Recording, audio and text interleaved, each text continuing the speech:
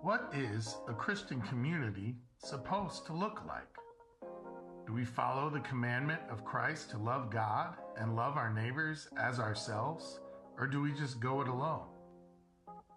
Do we go and make disciples? Do we leave our four walls and go out into the world together to bring people to Jesus? Are we one body with many parts, or do we just use our gifts to promote ourselves? Are we quick to hear and slow to speak? Do we build others up with the words we speak? And what do we portray in the world? Are we committed to God in obedience, letting our yes to Him be yes and our no to the world be no? So let's fittingly explore this together. What is a Christian community? Well, good morning, everybody, and welcome to Spirit Alive. My name is Pastor Jay Wentworth. I have the privilege of being the lead pastor here at Spirit Alive Wesleyan Church, and it is a blessing to be with you this morning. I got to tell you what, friends, if you're new here, we are so glad to have you. We are so excited that you're here, and we want to get you as much information as possible so you know what we're about, what we're doing, what's happening, because if you couldn't tell from announcements, there's a lot happening. And so if you're interested, you can either scan the QR code or you can fill out one of those connection cards that you might find in the back of some of the seats, and you can put that in the tithe box on the way out, and we will get your information and we will reach out to you. So we are in the second week of the 5 C's of Christian community. And today we are talking about communication. Now, if you didn't know we were talking about communication today, I sent that out in email and text. That was supposed to be a joke. Fell flat. Darn. I tried. But the funny thing is I was trying to figure out where to go with this message, and I was praying about it. And it was one of those times where I kind of had a track in mind, and God said, no. That's not what you're talking about at all. And He kind of just took my track and threw it out the window. And I had to start fresh. And God started me with something that I think is going to be impactful for all of us. I know it convicted me in numerous ways. So I am very excited to be able to speak about communication. Now, I have a question for you, and I want you to just think of the answer in your head. What would you say are things that are common in this area of the world? Okay, and funny thing is, in my notes, I put not rain, LOL, and it like downpoured last night. So I took that as God laughing at me for putting that in my notes. But I put that sunshine is pretty common. Coffee shops are definitely common. Stray dogs, for some reason in this neighborhood, are extremely common. I don't know what's going on there. Irrigation is common. Wildfires are common. And I hope to say, and I know that's true in this room, that smiles and laughter are pretty common. I know, right? How great is that? Man, it doesn't get much better. But did you know that the root of communication, one of the definitions of the root is to make something common? Meaning you talk about it so much that it becomes common. And I thought that was just a fascinating definition. Communication is to make something normal, to broadcast it to the point where everybody knows about it, and not just knows about it, understands it. Because common means to understand something. To the point where most people accept it and understand it as common. Now, I'll say this as well. If Christians are communicating the gospel well, it will be commonplace. And unfortunately, friends, I would argue that it's far from common. Now, if common means just to know the name of something, then you could say Jesus is common. But if it truly means to know about something and understand it, I would say even in the church community, the gospel itself is far from common.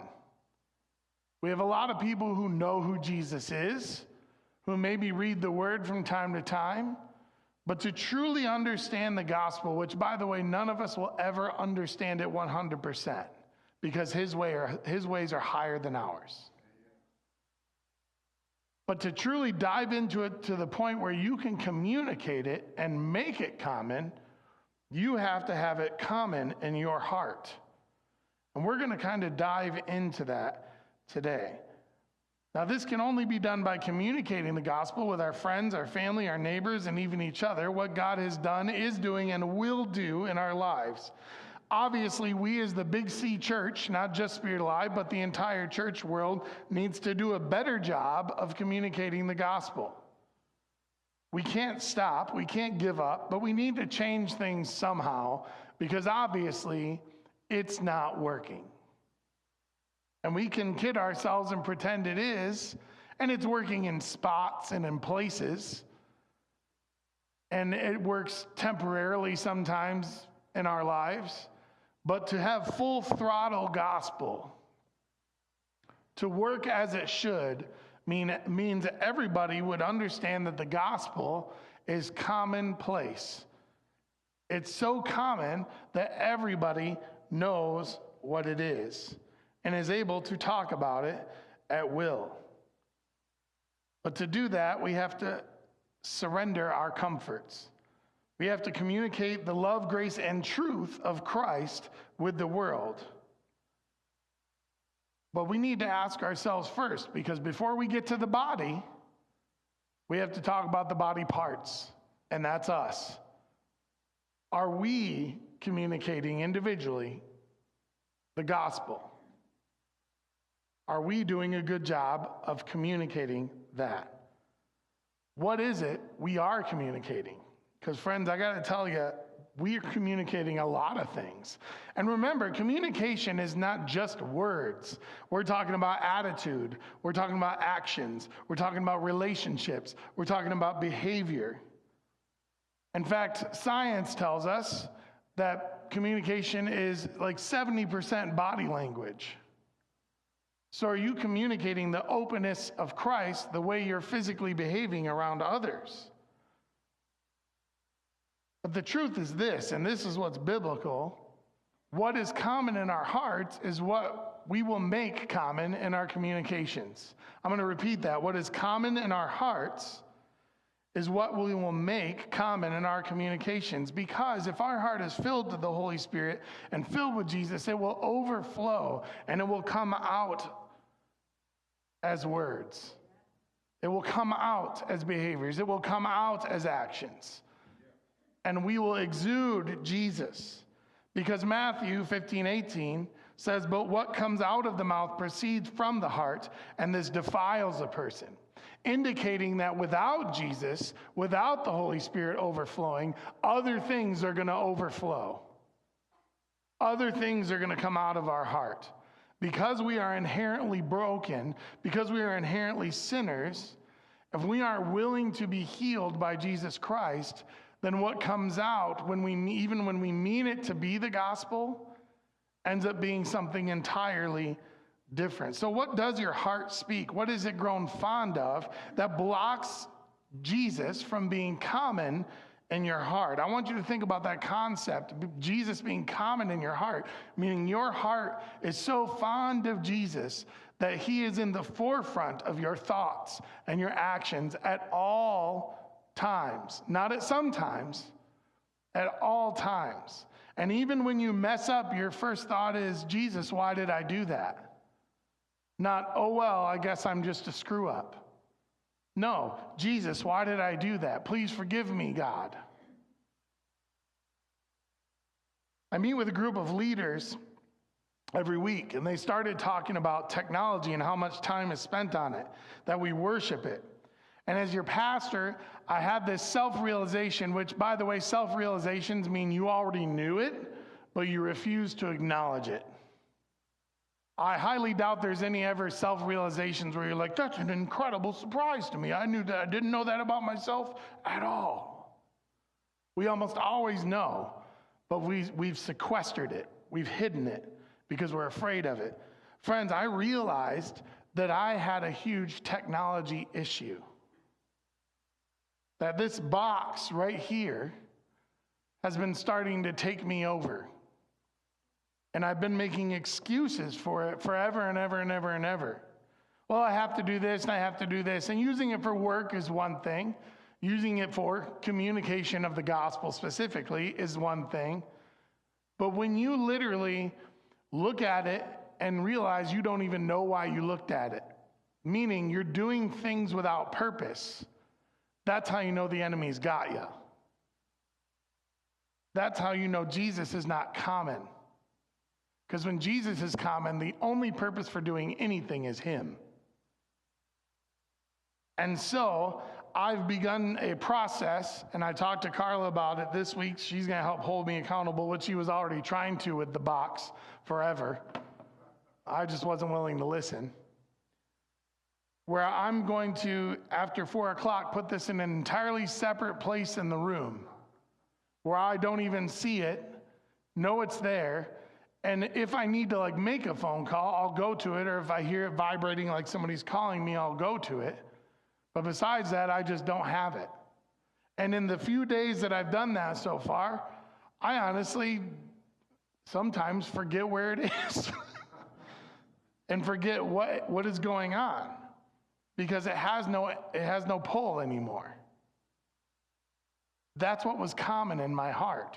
So what is common in your heart for you? If your friends and family, if I ask them if they know that Jesus is a common part of your life, would they say yes? And by common, I mean it's just the normal thing. Jesus is always at the forefront. You're always talking about the gospel. You're always loving people like Christ. You're always speaking the truth. You're not lying. You're not angry. Would your friends and family be able to say that about you? That it's common for you to act like Jesus? If not, then you have to ask yourself, as I had to ask myself, what in your life is more common than Jesus? And friends, it can be something good too. It doesn't just have to be bad stuff. I think we need to remember that. We've talked about that before. I've talked about the kid in Iowa who served so much, it became his idol. That he loved serving so much, it became more important to him than reading the word. It became more important to him than praying. And he lost Jesus because he was so focused on serving. And that was more common. He was known as a servant rather than a child of God. We have to be careful, friends. And 1 Peter 3:15, it says, "But in your hearts honor Christ the Lord as holy, always being prepared to make a defense to anyone who asks you for a reason for the hope that is in you, yet do it with gentleness and respect." Honor means great respect or high esteem. So holding Jesus in great respect or high esteem, always being prepared to make a defense to anyone who asks you for your reason for your hope. Jesus always on the tip of your tongue, ready to communicate the gospel at any moment. But I want Jesus to be so common in our hearts that they don't even have to ask the reason for my hope. They already know.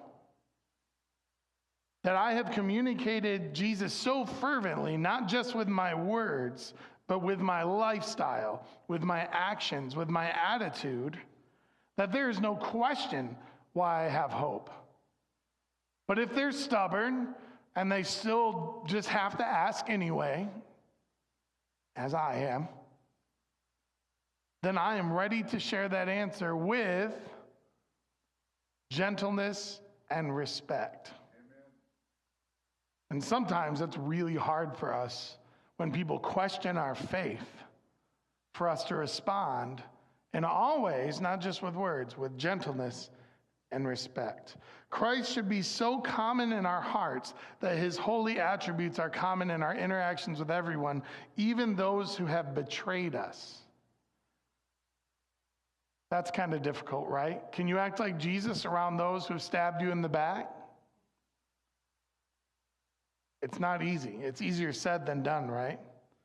Have you ever had that person, though, that in this situation where you're trying to share your truth with them and you know you've communicated the gospel forward and backwards with all of your heart, but they're still bitter, still closed off, still refuse to believe anything you throw at them?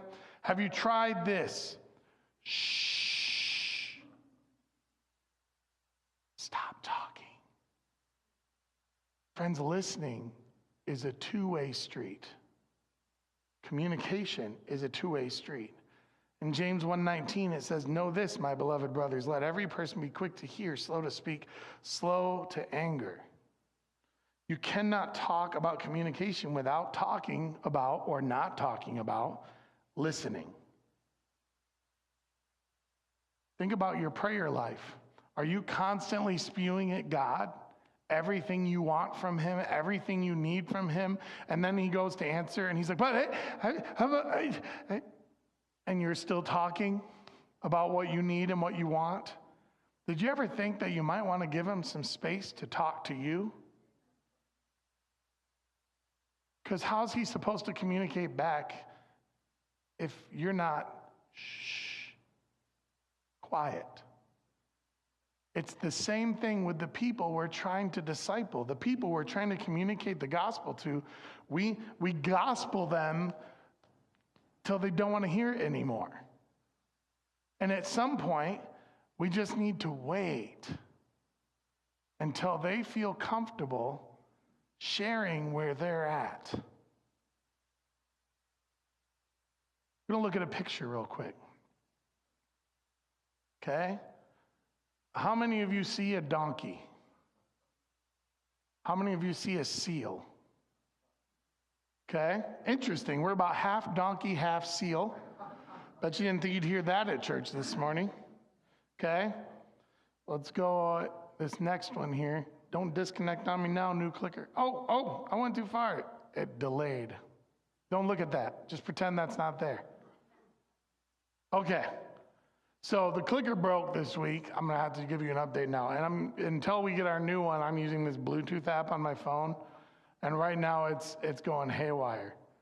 There it is. Hey, who sees a bird? I always see the bird. Who sees a rabbit? Who knows tricks are for kids? Okay. The point of us doing this exercise is this. Perspective matters.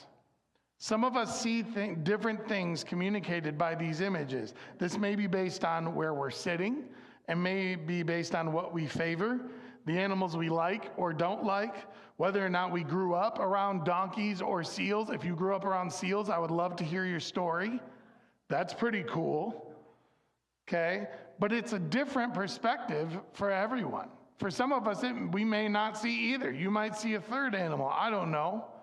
I have no idea. I had this student in 4th grade. Her name was Morgan, and her mother was arrested for having a meth lab in their attic. Now, I knew her mother. I already had known her mother was dealing with some law stuff that she didn't know about yet. But when the cops raided their house, Morgan didn't have a choice but to know about it. And the next day, now Morgan was like a straight A student, okay, 4th grader, just perfection as a student, super organized, super with it, always on time. The next day, we go to do an activity, and Morgan hides under her desk and will not move and will not talk to anybody, will not respond. Okay, she's in shock, basically. Her house was raided by the SWAT team the night before. And somehow she's at school the next day. Why they let that happen is beyond me. But I knew what happened. I knew the story. And so I let her be. And I asked the other kids quietly to let her be, to not ask her questions, to just let her be.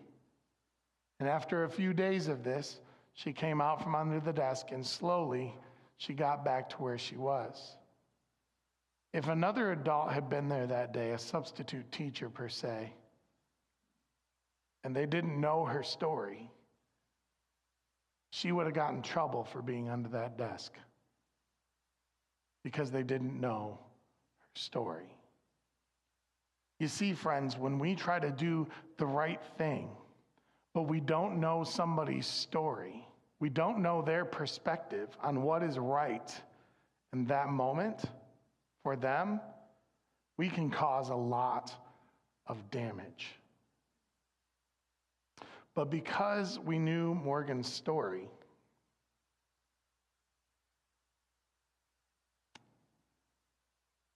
sorry,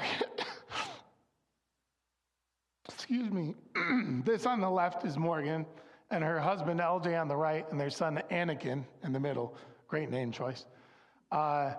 And they're doing swimmingly, doing very well. And I was supposed to marry them, but timing didn't work out when you're across the country and stuff. But she's doing very well. And she had a series of teachers who knew her story, a series of adults in her life who knew her story and listened to her story rather than shouting at her what she should do right away.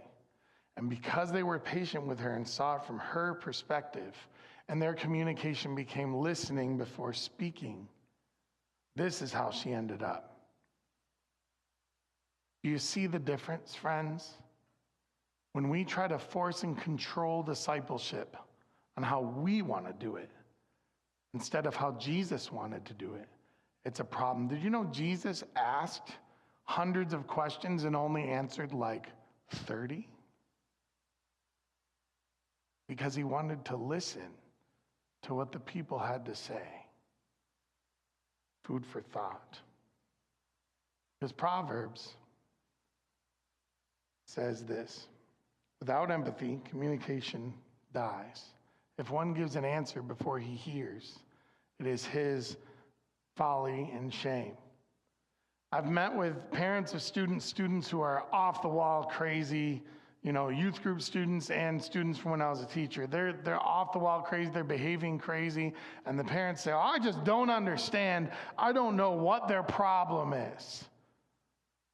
I want you to realize that it's the parent who is saying those first three words, I don't know. Then ask, for goodness sake. Instead of shouting, I don't know what their problem is. This is ridiculous. They're obviously, I'm telling them the truth about God and Jesus. Cool. But if you don't know what their problem is, figure it out before you start shouting at them. Which logically makes sense, but we have a really hard time following through with that one.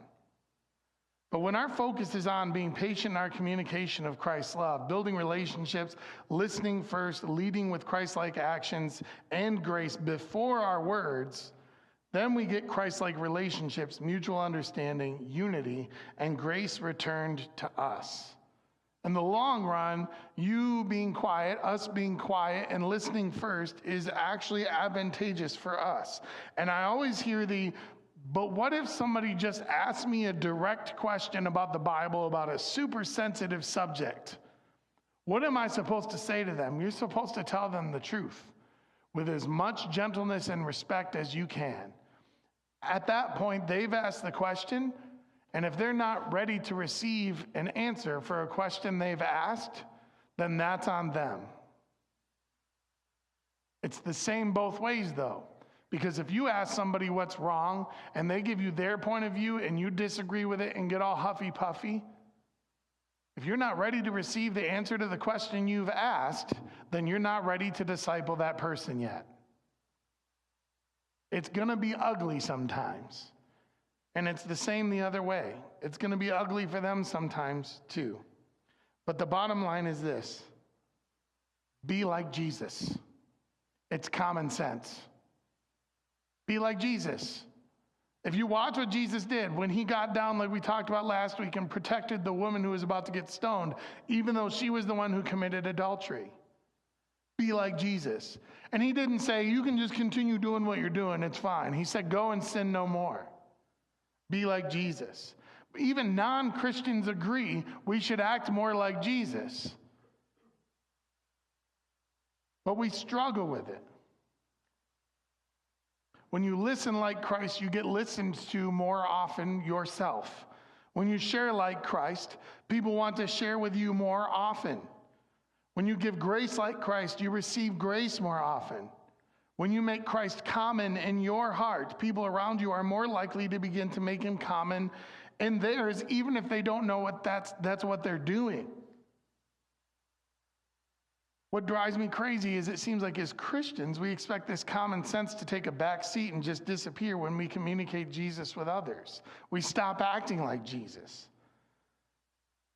We communicate to others that we want we want them to come to Jesus, but we haven't fully surrendered to Jesus ourselves. We communicate we want others to read his word, but we couldn't tell them what it says. Carla and I had the blessing of going to see Tim Hawkins. He's a Christian stand-up comedian on Friday night. And he played this game with the people. We're going to do a sample of the game right now. Ready? Red Robin. Yum. Yeah, people. What's the other one? O'Reilly's. Auto parts, yeah. Da. Yeah, so Ephesians 8:11. See? Not common, right? But we want everybody else to have it as common in their hearts. But we haven't figured it out yet. Let's not be so haughty, friends. We communicate to others that the world is doomed, and then when we leave their company, we contribute to the doom. We communicate how much Jesus has done for us, but then go silent when in a group we're asked to pray. We communicate to our children, our tiny disciples, I love that term, how kind and caring and gentle our Christ is, and then curse out someone who cut us off in traffic right in front of them. Or worse yet, yell and curse at our spouse in front of them or at them. Why won't people receive the gospel when I'm sharing it? We ask that question a lot. Why won't people listen? I had a friend named Jeremy, and his mom used to make Kool-Aid for everybody. But his mom was very frugal, and there's nothing wrong with that, but we found out very quickly that Jeremy's mom used half a packet. Now, when you're 12, you know the difference between a full packet and a half packet. And that half packet is terrible. Why won't they receive it? Because we say we have a full packet, but we're giving them half. We're either giving them all love and grace and watering down the truth, or we're giving them all truth and watering down the love and grace. That's half packet discipleship. And friends, there is no integrity or authenticity in that. And those two things and communication matter more than anything else. Integrity and authenticity. If we don't have integrity and we're not authentic, nothing we communicate about Jesus matters at all. At all. Because then you're dishonest.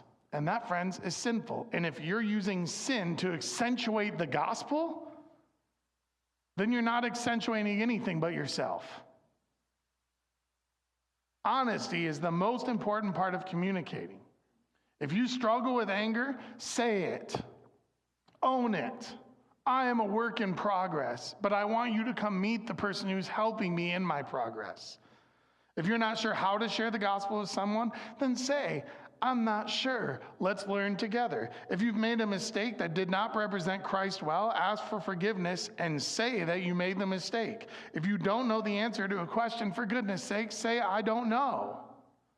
If there's an area of your heart where Christ is not common, own it, say it out loud, confess it, give it to God, and let it go. I can't stand watered down Kool-Aid, and I can't stand watered down discipleship. I can't stand it.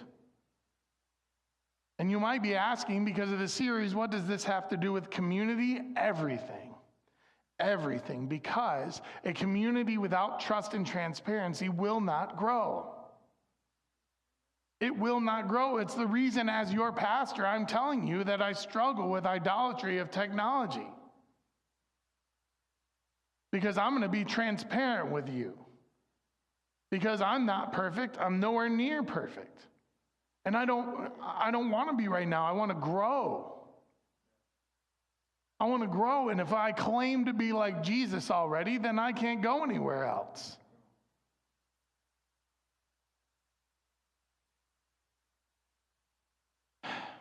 In number or spirituality, our growth is stunted and stuck in its false comfort zone if we don't have trust and transparency. We don't build this community or extend our communication for today. We do it for tomorrow, for the next generation of believers. We're not here for now. We're here for what's next. We owe it to who's next. Somebody before us did it for us, and now we have to do it for this next generation.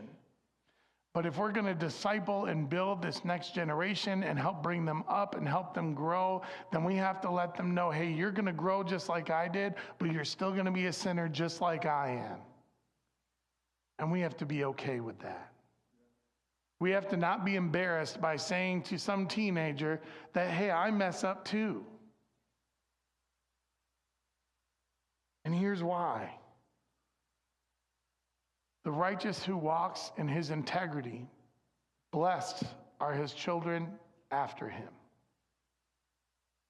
If we want our church here and the Big C church and Jesus and the gospel to continue to spread and grow, we have to walk in integrity. Because friends, some of us in this room have years left. Some of us have decades left. Some of us, honestly, we don't know how much time we have left. So don't spend that time being dishonest about where you are. Spend it in integrity and authenticity. I want everybody in this city and beyond to know Jesus, to know the gospel. I want it to be common. I want to see people praying in the streets next to those coffee shops. I want to see less stray people and stray dogs. But let's not settle for a half packet of Kool-Aid just because we're scared we're going to run out of money. God will refill that spiritual currency for you. But you got to be real, and you got to surrender and deny yourself to do it. Let's pray. Father, thank you for your word today. Thank you for reminding us how important it is for us to communicate the true and full gospel to the world. Not to sugarcoat it, not to water it down, but to bring the whole thing with us, our broken selves, all of it. Lord, help us to surrender that and to humbly share what you've done for us, even in our brokenness, and how you're still working to this day. In your name we pray. Amen.